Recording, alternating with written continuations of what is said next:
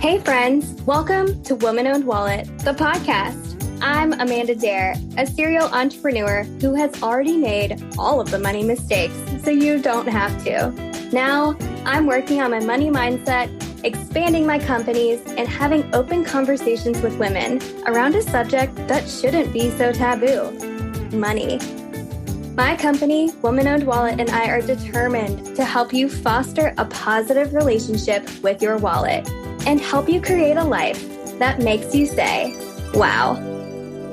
Hey friends, welcome back to the Woman Owned Wallet podcast. I'm so excited to have one of my mentors on today. Her name is Jen, and she is the most fabulous, amazing person I've ever been around. I mean, she's literally changed my life so much in the last couple of months. We have a very new relationship, but it is so deep and beautiful. I couldn't wait to have her on the podcast. So thank you so much, Jen, for coming on. Thank you so much for having me. And Amanda, that introduction hit me right in the feels this morning. Sometimes you just need a little boost of energy, a little understanding, like anything positive that comes into my mind, I want to put it out there into the world. So I'm happy to have shared that with you, that you're just so amazing. And I'm really excited that we were able to connect with each other. I really want to talk about the idea today, just as we open up the woman-owned wallet and really discuss and get a little bit more vulnerable with money and the talks around money and conversations around money. We really have to look at how we were taught to think about money. And as women, it's definitely been an interesting concept of the idea versus expanding and shrinking, or expanding versus shrinking, really. I feel like my background being a woman and being taught about money was mostly to scrimp and save and coupon and learn how to live on less income and learn how to shrink myself to fit within some kind of mold that I'm actually not comfortable sitting in. I don't actually fit in this mold. I want to expand my opportunities, expand my revenue streams, expand my wallet to be as thick as possible, to pay as many women as possible, because my goal is that women will rule everything around me. So I really wanted to kind of talk about this concept a little bit. Jen, have you experienced any of that stuff before? Yes, absolutely. And what you were saying about how you were raised to just kind of shrink and save and budget, I was raised the exact same way. I was raised middle class with a poverty mindset. I tell people that all the time. So growing up, it was always save your money. We can't afford this. You have to buy it yourself, get a job, save up for college, save up for what you want. And I didn't understand even the concept of investing in retirement or investing in the stock market or starting a business and creating passive income until my early 20s, which is really scary to think about. So growing up, I felt like, yes, my parents were looking out for my best interest. They wanted me to save money. They wanted me to never have to worry, which I'm so thankful for that upbringing. But at the same time, I limited myself over the years. Imagine if I would have started a business years sooner, or if I would have understood the concept of a 401k years sooner. I would have been years ahead of my time. But instead, I had to figure it out for myself. I'm so glad I got there. But I really want other women to understand, again, what you said, the concept of expanding. I agree. It's not this negative thing of like our parents didn't want us to be the best versions of ourselves or anything. It was to keep us safe. It was to help us. It was what they understood about money. And they lived in a different time where there wasn't as much information. So they had success within saving and within couponing and within the ideas around fitting into your income instead of allowing your income to fit your life. And so if you wanted to expand and bring in other revenue streams, like that's just something that my parents didn't do. And it was only the idea, like, I think it was when I was starting one of my first businesses. I've been an entrepreneur for over 12 years and had many different storefronts. And until I started making more money per year than my parents were making, like I was making it in revenue and they were obviously bringing that home, but they didn't quite understand that my endeavors would ever really pay off. They were kind of concerned and unsure. They were always supportive and amazing people, and I'm obsessed and I love them and they're so great, but it's just they weren't sure how to lead me within those areas because they were trying to teach me what they learned, and what they learned in their time with less information available is different than what we can do now with the internet, with more information, with social media, with just connecting with more people. And I feel like it's almost like I scare them. Like I'm very, they call me brave and courageous all the time, which is incredibly sweet. But for me, I don't want to have it any other way. Like I want to be able to, like you said, I don't want to be limiting myself, and I want to be expanding and creating a world that I want to live in. And I have the opportunity to do that. So I'm going to do it. And I think that they're excited by it now. They've seen me over the past decade plus go through many, many struggles financially. They've helped me a couple of times when I literally asked everyone else for money or had to take money different ways to keep my product-based businesses going. Eventually, I had to go to my dad. He's like a saver, like has a lot of stability in his life, and he's always provided me a lot of stability. So I had to approach him like a bank. It like made me feel some kind of way because I'm such a daddy's girl. I'm the only daughter out of my boy siblings. So it was just like, I'm like, oh gosh, I'm at this place where I really know that this is the right thing for me. And watching my dad like listen to my presentation and understand that investing in my business was going to be the best way for me to move forward and to kind of get rid of some of those debts that had so much high interest rates and stuff, and like a way to kind of reconsolidate a couple of things, like to see him be like really proud of me and understand that putting the money into this, he was going to see it back and with interest, let me mention. So I was like, Dad, you're investing. This is great. Like, thank you so much. But I definitely approached it as like, it's a bank. He hasn't had the same experiences or understand how much I've had to go through to get to this point. I need to explain it to him. And once I did that, it all feels like they take it more seriously and they're more supportive, but they're also less nervous for me because I have been able to show them that the investments I put into it come back tenfold sometimes. So it's just been something interesting to not only expand my own mindset, but expand the people around me, expand my parents' mindsets. I think you're going home later today. Like, what's that like for you? Tell me about that. You look so excited. I am so excited. I haven't been home in a year because of COVID. So it has been so hard being away from my family, especially my dad. Now, my mom moved down here to Louisville for a job last year, and I'm so thankful that she's here. But the rest of my family lives in Pennsylvania. So it's been tough. My dad is actually my number one fan. I'm going to like get really emotional talking about this. But like when I started my business 2 years ago, I didn't really have the support. I got a lot of people who were like, why would you leave a stable job? You have a 401k, you have benefits, you have a salary. Why would you leave that behind to risk everything? And people around me didn't get it. I was being risky. I wasn't doing the safe thing. And guess what my dad said? My dad was like, go for it. You're a rock star. You're going to do whatever it takes to make it work. I believe in you. I believe in this idea. What do you need from me? Like my dad was all in when Neat Marketing was just like a little baby idea. He understood what I was trying to do. I wanted to expand my horizons. I wanted to be challenged. I wanted to build wealth for myself. And I saw very quickly working in corporate America that that was never going to be the way to build wealth. It just wasn't. And I looked at the next 40 years of my life and I was like, I'm never going to reach my goals working a 9 to 5. This is not it for me.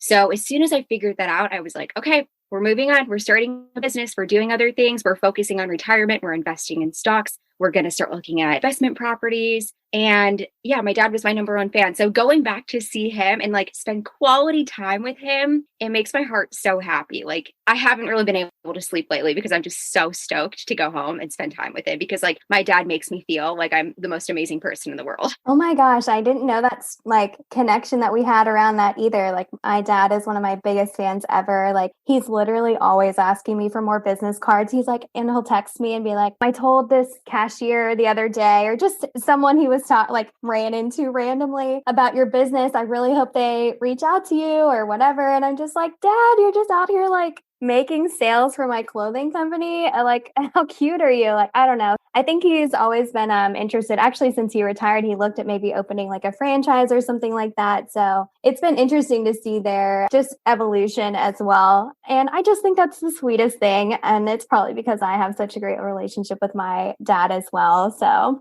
that's so sweet.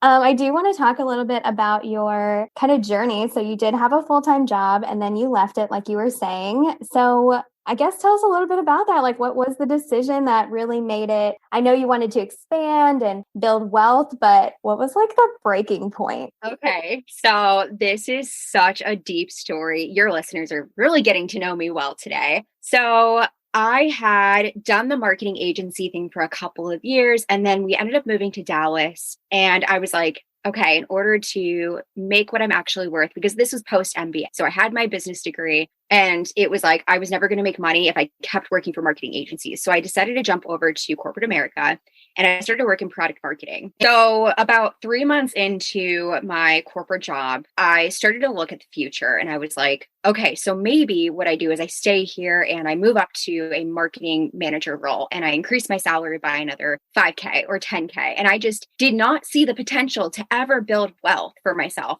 I thought maybe at some point when I hit 50 years old, I'll reach a six-figure salary if I'm lucky. And I just was not seeing it myself. So very shortly after my thoughts on the future of my job started to go downhill, the company brought in a brand new executive who took a strong liking to me.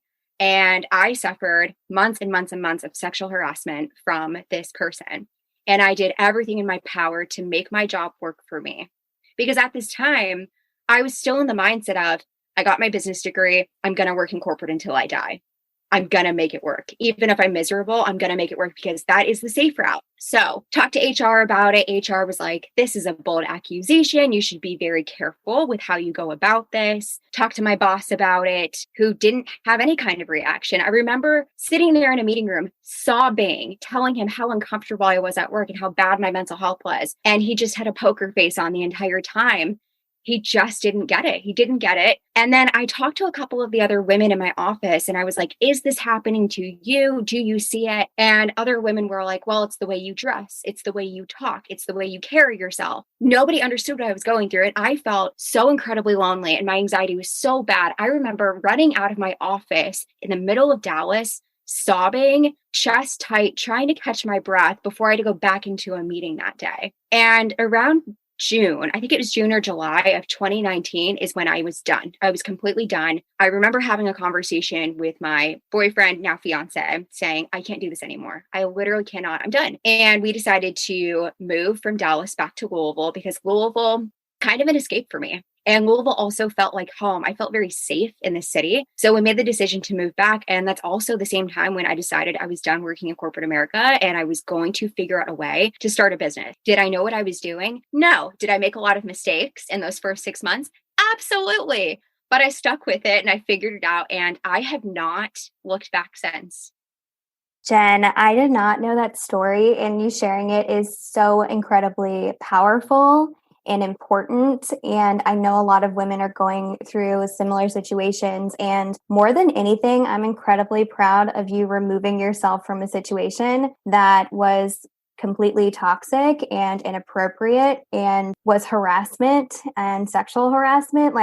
And the fact that these like major companies, I think this is probably a trend that happens for a lot of people, is that they experience working for a company and the company puts these big wig CEO kind of vibe people at like on top of a mountain or on top of a pedestal. They put a crown on their heads and they think they can do no wrong. And that if someone is bringing forward an accusation about them, it must be the person that's like in a lower position. It must be their fault. It must be this power struggle that they're dealing with. And even the women in your office that said it was what you were wearing or how you were acting, like, gross. That is so disgusting. And I am so proud of you for putting yourself in a position that empowers you to make not only your own money, but your own decisions and your own decisions about how you show up, what you wear, what you say, and like doesn't allow people to not understand what you're going through. Like you're able to attract the people that will understand and be willing to hear that story and recognize that they've had some kind of that experience and connect with you like sooner and quicker and better better because you're willing to share that. So just first off, like, thank you for sharing that. And second off, I'm just super fucking proud of you for getting out of that situation. I just want to address both those things. Wrenched for you. I feel that deeply. Yeah, absolutely. And I'm glad that I now have a platform where I'm able to share this. And the more I open up and talk about feeling so lonely and disempowered in corporate America, the more women I have who DM me and say, this happened to me too. And every time I see those messages, it breaks my heart that it happens again and again and again. And women are just not taken seriously when it comes to sexual harassment. And it makes me so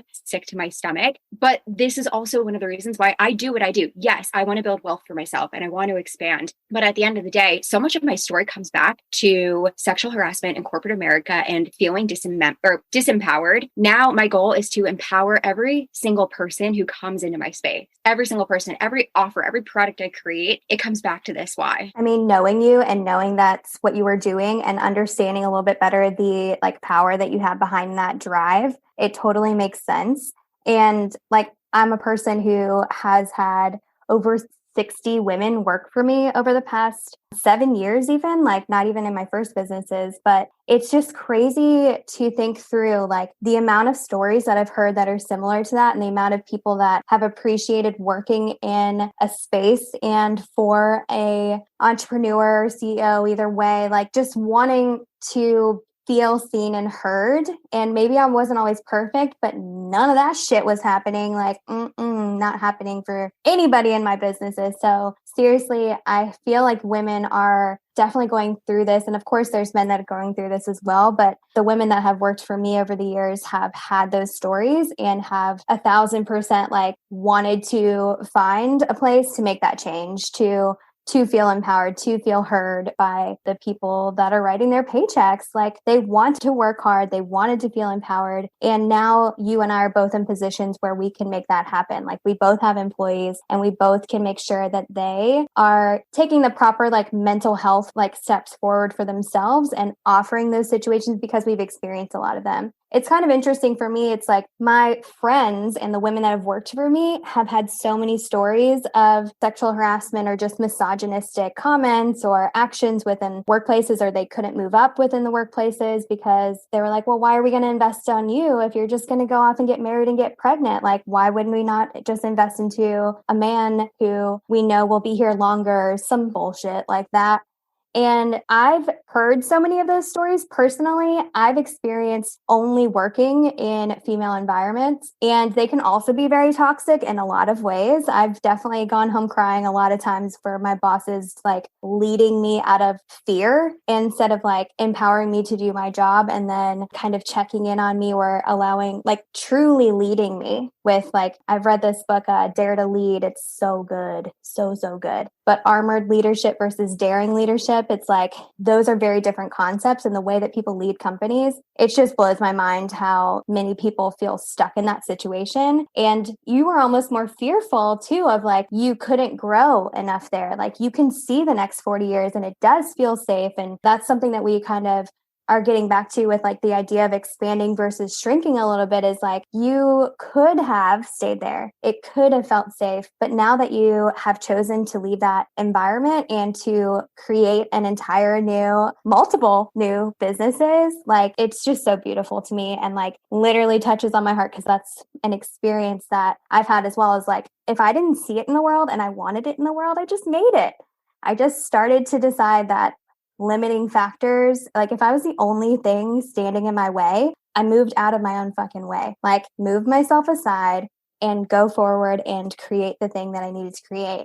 And I think it's really interesting because so you went from corporate America and then didn't you go for more like done for you services after that? And then Yeah. So for a while, I was so dead set on offering marketing agency services because it's all I knew. That's all I knew from my background and it's what I was good at. So I wanted to offer social media management and influencer marketing. And it's funny because I just happened to stumble into the concept of coaching. I didn't understand that people got paid to help people when it came to advice and coaching. I didn't get that concept. I thought people just did it for free out of the goodness of their heart, which you do. And I mean, it does happen.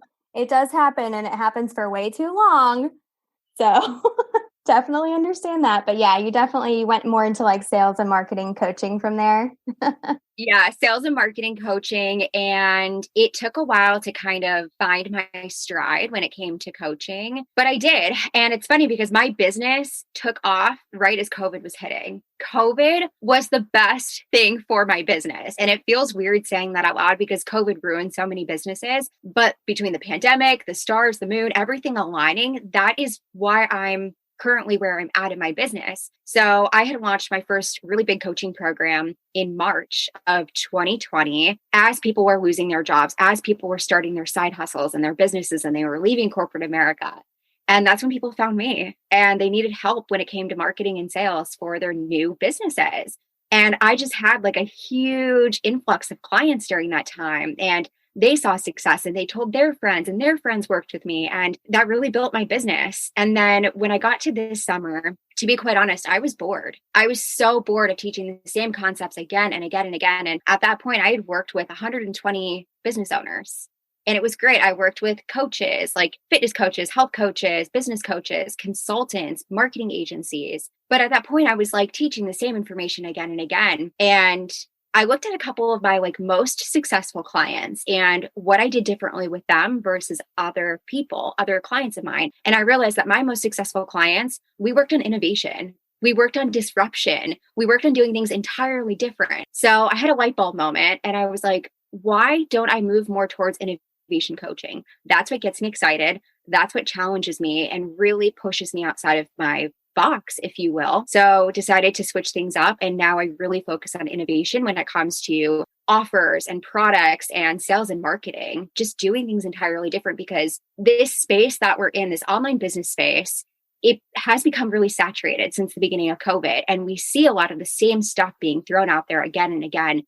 And in order to really stand out and build your business at this time, you have to do things different. Yeah, I think it's been really interesting because you and I met each other when you were doing done for you services. And I was considering hiring you then, but I think everything happened with COVID and it didn't align. And then we connected again as you were doing like the sales and marketing coaching and consulting as well. But you were interested in starting a product-based company. And I've only run product-based companies and mostly made all of the things that I sold. But during COVID, I had a similar realization that I had like a semi-luxury fashion brand, The New Black, that I still own today and is still doing well, but people weren't going anywhere and didn't want to spend $100 on a dress that they couldn't wear. They didn't know, there was so much uncertainty. So they didn't know when their next event was going to be. All of the weddings got canceled, all the events got canceled. So I had to switch to making masks and to making loungewear, which is just funny because like the bamboo is so soft anyway, like it totally makes sense for loungewear. But I just always been in this young professional wear this little black dress kind of style. And so when I had to switch during COVID, it was like really an interesting kind of light bulb moment for me as well. It's like, okay, I'm currently needing to shift what I'm already doing to something kind of similar, but what customers are wanting right now. And at the same time, I was going through all of this growth in 2020, all this time that you spend alone. And I'm a very extroverted person. Although I guess sometimes I'm introverted because I like to recharge by myself. I know that there's like that difference, but I love talking to people. I love events. I love seeing people. And especially as a fashion designer, I love seeing people in my clothing. And at the time, I was having a lot of like depression issues, a lot of anxiety, going through those ups and downs, but also taking a lot of time to work on myself. And I really found more of my like feminist voice during that time. And that's the reason why I started the Woman-Owned Wallet. I felt like there were so many hidden and like hush hush things about women and money, about women and businesses. I think within both the online community and within product-based community, like there's so much information that people don't want to share. And I understand that that's like, that's how they got started. It might not work for everybody and it might not be the right thing for them to share, but it felt so guarded and it felt like pretty negative as well. So I found more of like my time to really discover what I wanted to do. And the New Black had always had this underlying feminist voice of like, we're empowering women. They can wear these to interviews. We're connecting women together. We had a lot of events before, but I really wanted to like scream it from the rooftops now. I was like, you know what? This just ain't me anymore. I turned 32 and I was like, fuck this shit. Like, it is no longer underlying anything. I'm standing on top of a desk in a pink room with girls just want to have funds behind me, and I'm not hiding it anymore. I'm just screaming it. So Women Owned Wallet was born, and I created the gift shop, and I'm really good at marketing and kind of connecting people who are interested in handmade products and independent designers and really cool stuff that they're not going to find. I can curate experiences really well, and obviously have a lot of design experience being a fashion designer, and kind of connecting people that are interested with those makers that do struggle to sell their own products. They might be introverted, or they might be concerned that they're not coming across some kind of way that isn't true to them by really selling themselves. And I'm like, you guys, like, let me do it for you. I can connect both these people together. And like I said, Woman and Wallet was born. And from there, we've had so many conversations with people in the store space around how we need to have more generational wealth within women, how they didn't even learn about credit scores. They didn't know about investing. They didn't learn anything, even having a simple idea around this shrinking, saving, kind of questioning these prices all the time. And I'm like, but what if we all just made more money? Like, it's fine. We could do that instead. So after all these conversations and since I have all these connections with these amazing people anyway, I was like, we got to get on. We got to start allowing people to hear true conversations that are happening within these spaces that are safe spaces, but are also very disruptive spaces. You and I both are in love with this word, disruptive. And I think also just like diversifying in general. So disrupting and kind of taking the industry in a new way. Like, I know that you've had many experiences doing this. Do you want to tell us a little bit about like what's more disruptive maybe in the online coaching community or in the offers that you guys do? Like, how can someone who's in that business maybe allow that to be disruptive and kind of take a little bit of your knowledge, just a tiny bit for free, even though they should definitely pay you for all those amazing things too? Let's talk about that a little bit more. Like, we're both very disruptive people. So how have you brought that into your business? Yeah, that's such a good question. A great start for me was forming an opinion. And it sounds so ridiculous, but I never wanted to step on anybody's toes. I never wanted to make anybody upset. So for that reason, I never had an opinion. I was always neutral my entire life. And then one day I woke up and I was like, fuck that. I have an opinion about things and I'm finally going to share it. So I stepped into this like very polarizing person where I have opinions and I share those opinions. And I also welcome feedback on those opinions as well. The more I share polarizing information or polarizing thoughts, the more my business grows, the more DMs I get, the more podcast listens I get. And the more polarizing I am, the more offers I'm able to put out that are a little bit different, a little bit unique. In our space, in the online business space, what I see happening is people are worried about doing things different because they've seen seven-figure coaches doing things a certain way for the last couple of years. And they think that in order to see that kind of success,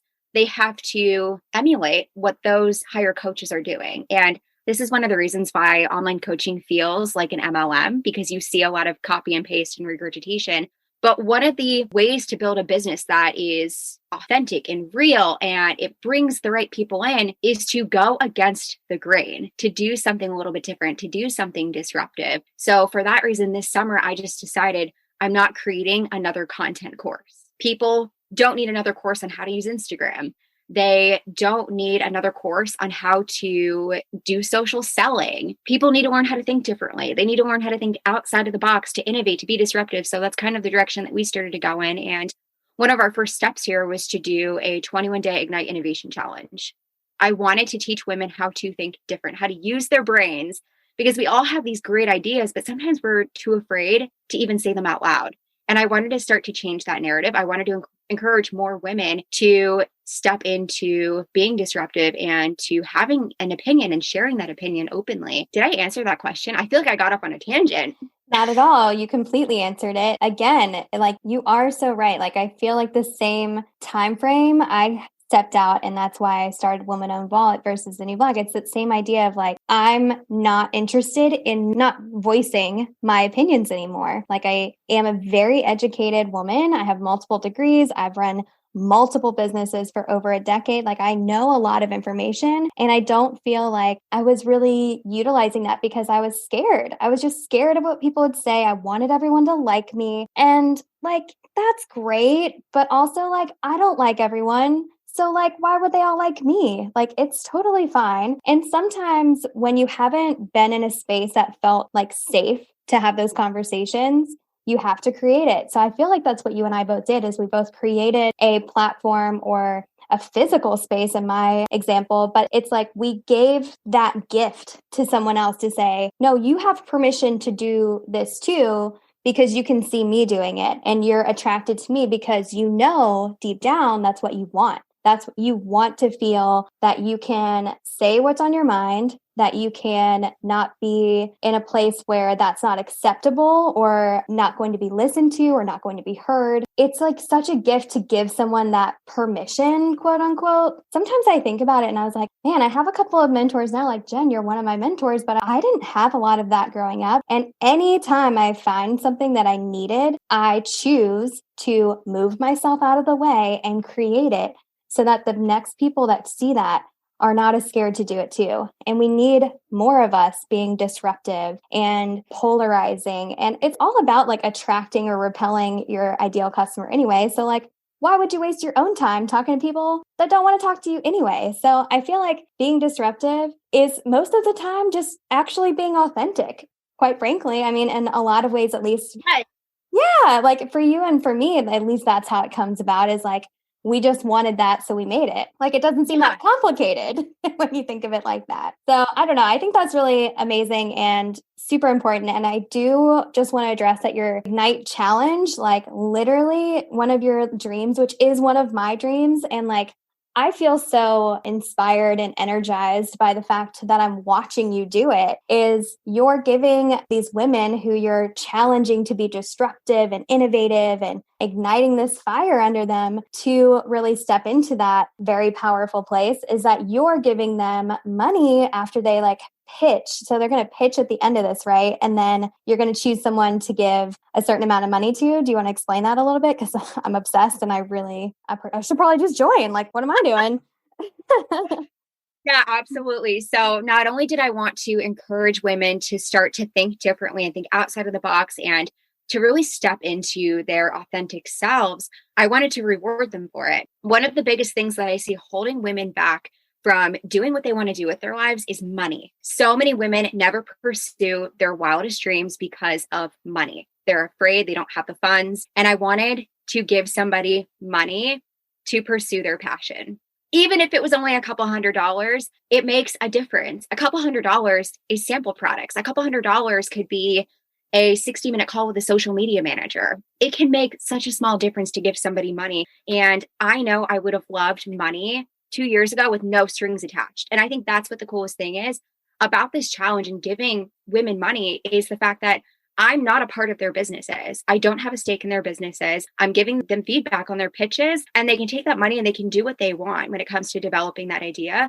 I'm not a stakeholder in their businesses. And I would have killed for this 2 years ago. So I'm hoping that over time, when I rerun this challenge again in the future, that more women join and I'm able to give more money back. And hopefully I can pull in other, hopefully entrepreneurs who want to give money and maybe match what I'm putting in as well. I want the money pot to continue to grow and grow and grow because I want to help empower more women.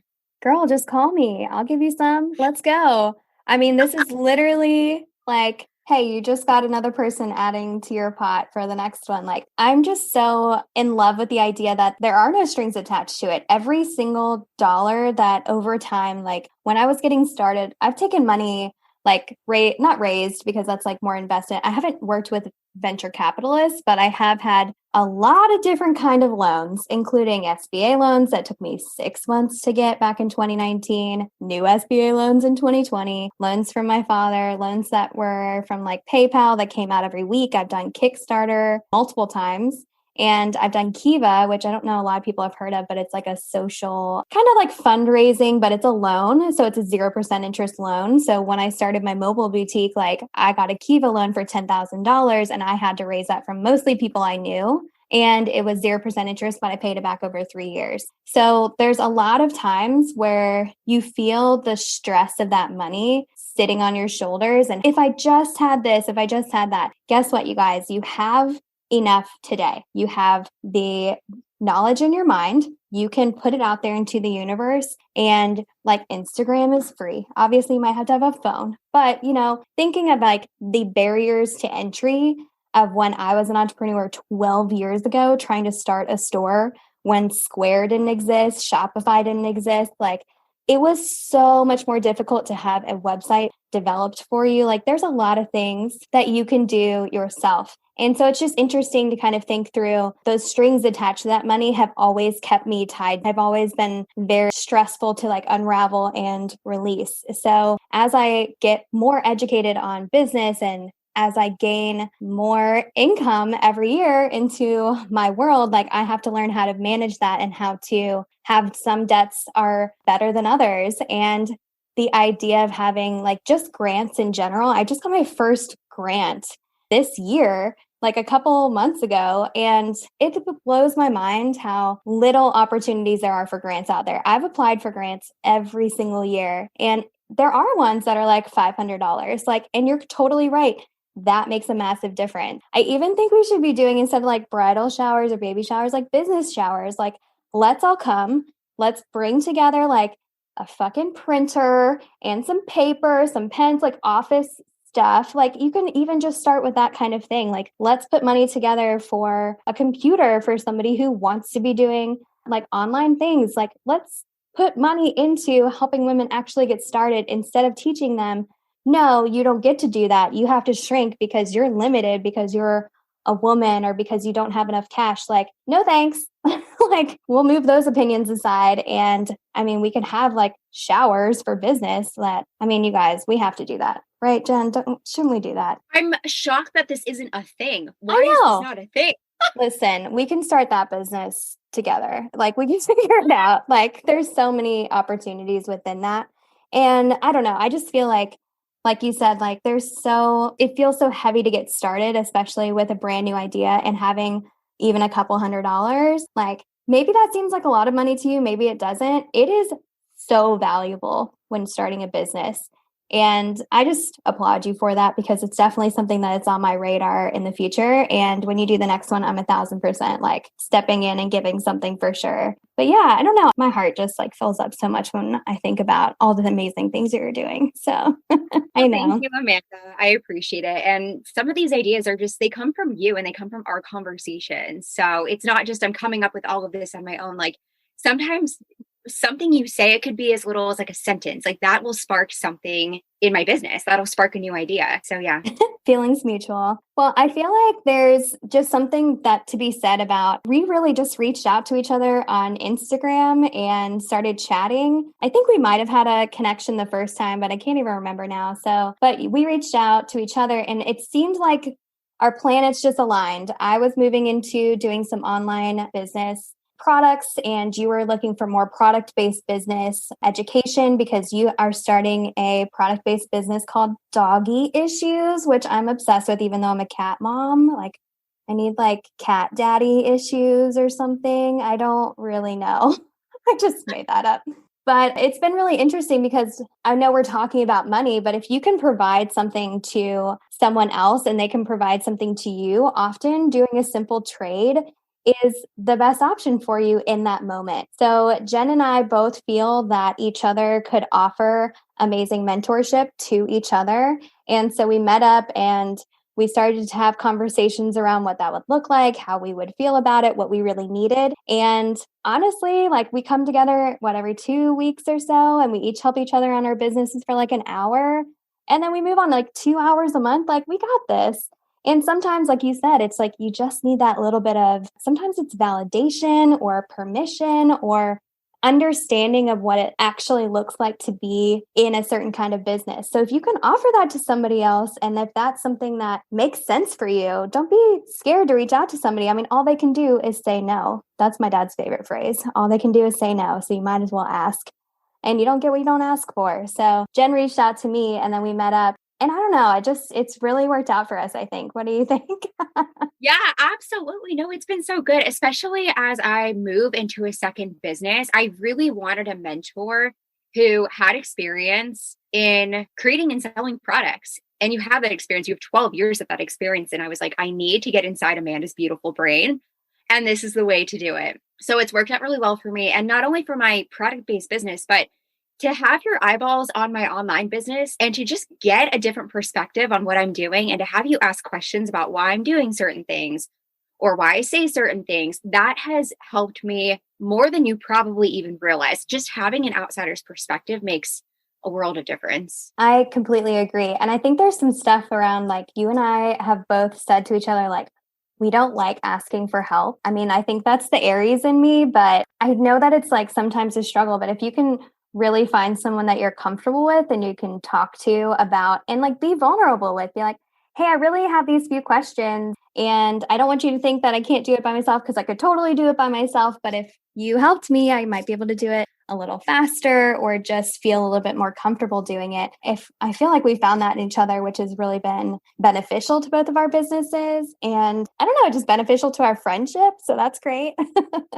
I feel like you've come to like multiple events and Yeah, yeah. And it's just one of those things that I think there needs to be more overlap between the product based community and the online coaching community. Like realistically, we're both selling a product. And when you and I get together, sometimes I'm like, oh, it's not that different than what I was already doing, but it just feels so different as someone who made everything like for years and years and I've had over 10,000 orders of handmade dresses and I'm just like, "Oh my god, I made so many things, but wouldn't it be nice to make a course that you could sell over and over and not have to make it each time?" But there's different stresses that come from like having a product-based business and going to more of a in my mind, it's still a service-based business. I know, but as a product, like, right? that's so funny. Yeah, I mean, it's different in a sense that when you have an online business and you're exchanging time for money, you are the product. Even if it's a course that you're selling and it's technically passive income, you're still the product, which is interesting. And that's one of the reasons why I'm excited to dive into a product based business because I want a business that I don't have to show up for every single day to make money.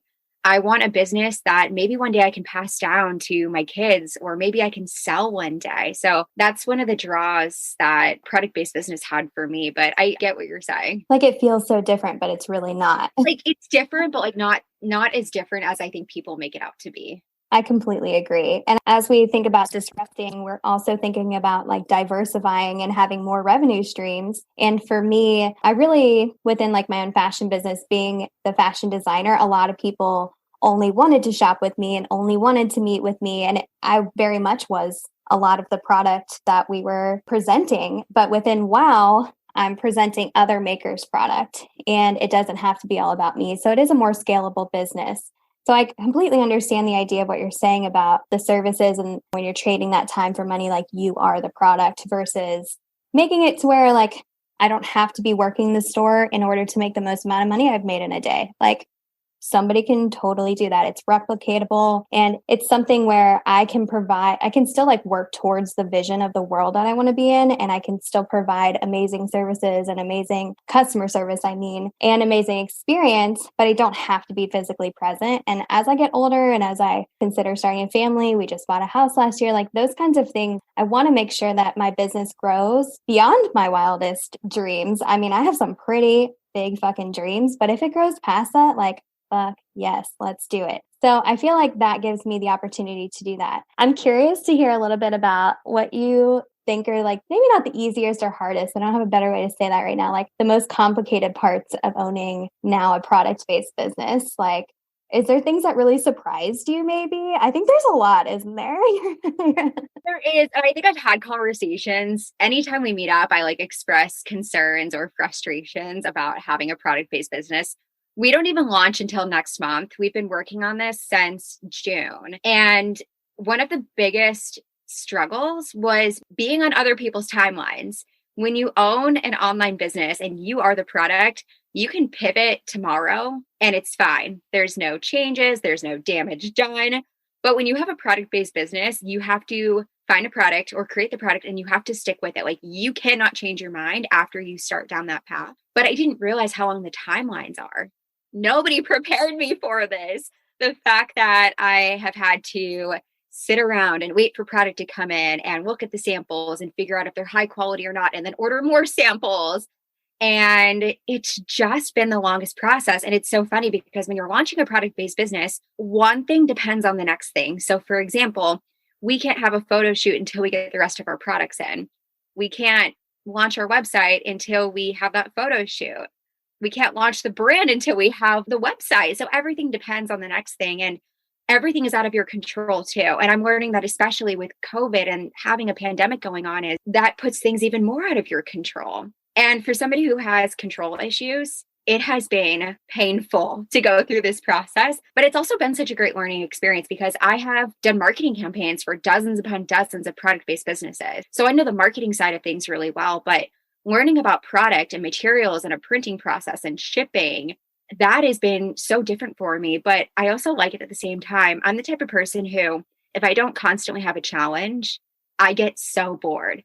So that's where I really appreciate this product-based business, because every day there's a new challenge that I have to face. So it's exciting. It gets me out of bed in the morning. But I would say definitely the timelines and having to educate myself on products. Like those two things were huge for me. And also, you know this, we are trying to make doggy issues as ethical and as sustainable as possible. And that has challenges as well. You have to do your own research. I had no idea what went into an ethical and sustainable brand. I didn't realize how expensive products were and how many fashion brands out there aren't ethical or sustainable, even if they might say they are. There's so much research I've had to do to make sure that products we're putting out are actually going to do some good for the world. As someone who's run The New Black, which is a sustainable and ethical clothing company for almost 7 years, I completely understand. And we've had many conversations about that. And I appreciate you being so diligent and open to learning all of those extra things, because there's a lot of education that I had to do, especially in the beginning of The New Black. Like the idea behind The New Black and the name of it, of course, we make little black dresses. And so it's kind of cute with that. But it's like that trendy fashion phrase of blank is the new black. And we wanted to set the trends. We didn't want the trends to be unethically made and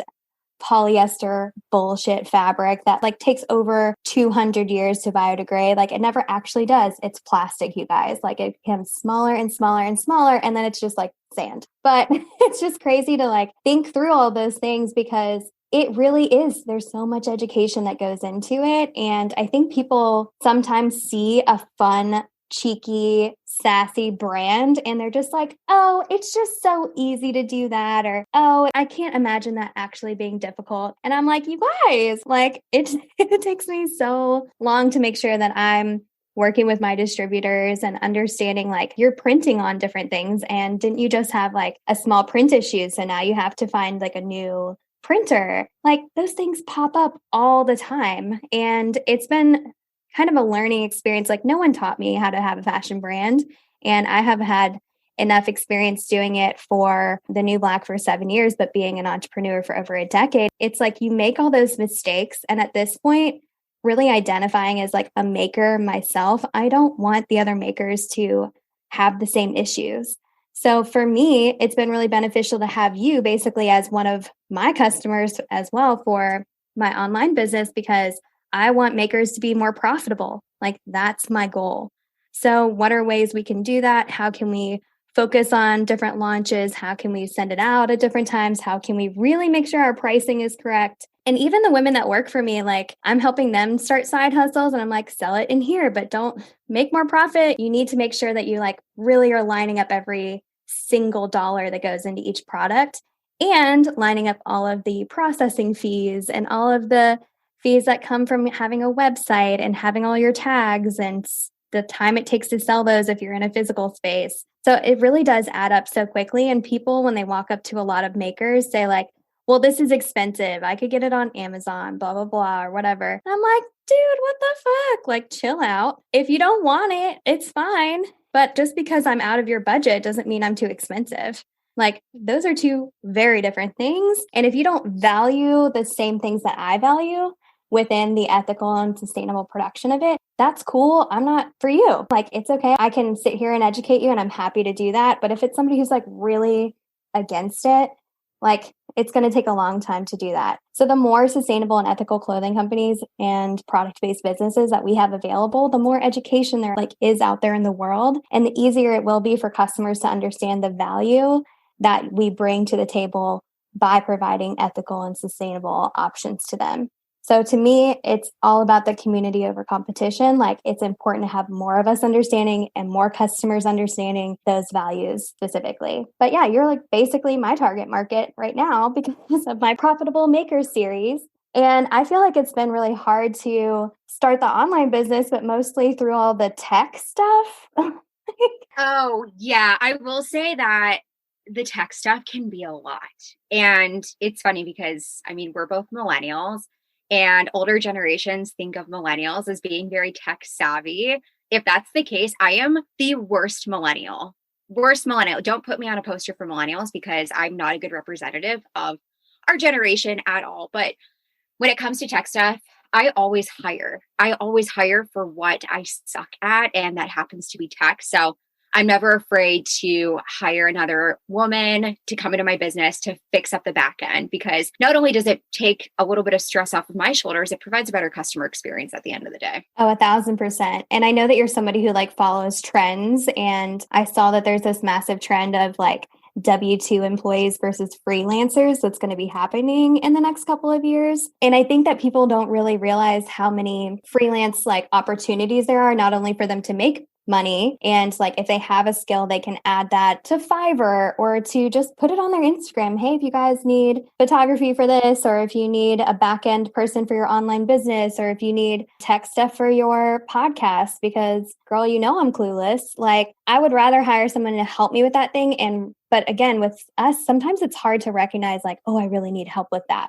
So I think it's important for people to recognize like you can add on those extra things pretty easily to your income, and you can expand your income with simple offers. Like, try to figure out what you do really well, what you can do quickly, and what you can charge, what the value of that time is, or that product or service is. Like, you can add that onto your income versus like shrinking and not feeling like you have enough money to go on that extra vacation this year or to put towards 401k. Like, expanding your options and expanding and diversifying your revenue is incredibly important.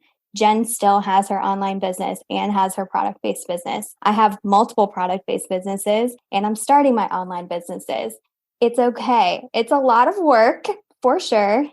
And maybe we just need to release ourselves from the stress of the timelines sometimes, but it's important to know that it's a possibility for you. And I think really having Jen on here and showing you guys that she has made so many transitions and pivots, and knowing that that's where I come from as well. Like, it's possible. We give you permission, whatever you feel like you need to hear, message either one of us so that we can help you get there. I do want to wrap this up here with Jen. Just wanted to see, Jen, will you tell us like where they can follow you, how they can hire you? Because they know you're amazing now. You've got the Amanda stamp of approval. So how can they follow you or hire you? Yeah, absolutely. So you can find me on Instagram at neat.marketing.